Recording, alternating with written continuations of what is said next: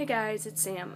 A lot of people have been asking me to do a video about clay and how to take care of clay, and I'm in the art supply room.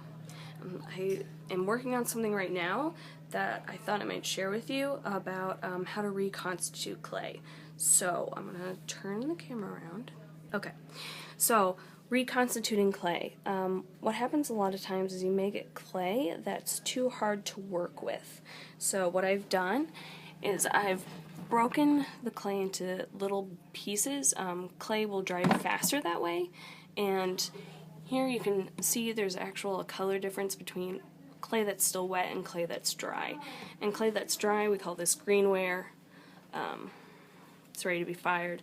We're not going to fire this, obviously. We're trying to get this to dry completely so that they're all that whiter color. And then we can add water, and what it'll do is when it's wet or when it's dry, it actually absorbs water and breaks down faster.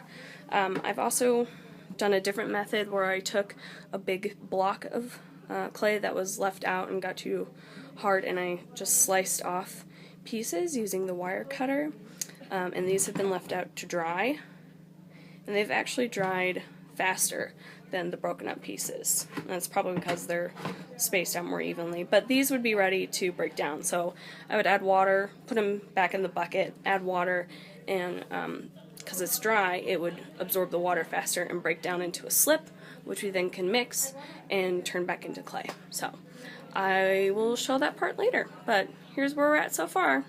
Thanks. Our clay that we're reconstituting, it's all nice and dry. I ran the kiln and I left this bucket open, not too close to the kiln because you don't want it to melt the plastic, but when it's open it heated it up nicely so that it helped to evaporate some of that water. So we can go ahead and add the water to it and just kind of let it sit for a couple of days, and we'll see what happens. I will pause it and then I will show you the adding of the water.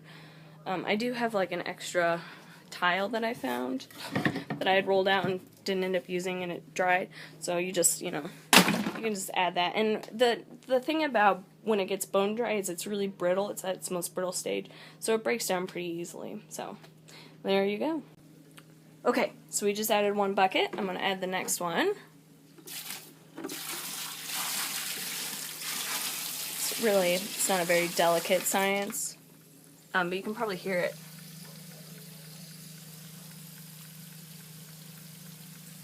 And here, let's see if I can zoom in. So what's happening is because it's bone dry, it's going to absorb that water that much faster, and when it absorbs it, it kind of puts it through a shock, and you can see it's starting to already break down.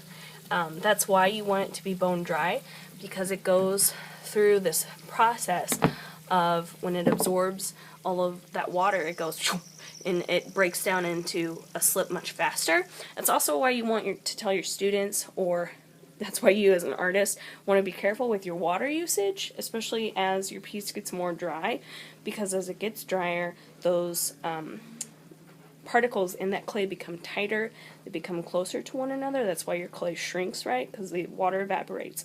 And when you put water on it, it wants to expand and break apart. Actually, I lost a piece that way. I learned the hard way. Learn from my mistakes. I think it kind of sounds like nature.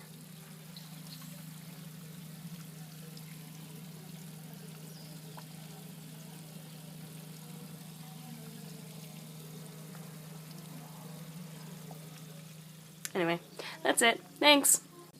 Sorry, I forgot. I should mention that I'm going to get the water to just like barely above.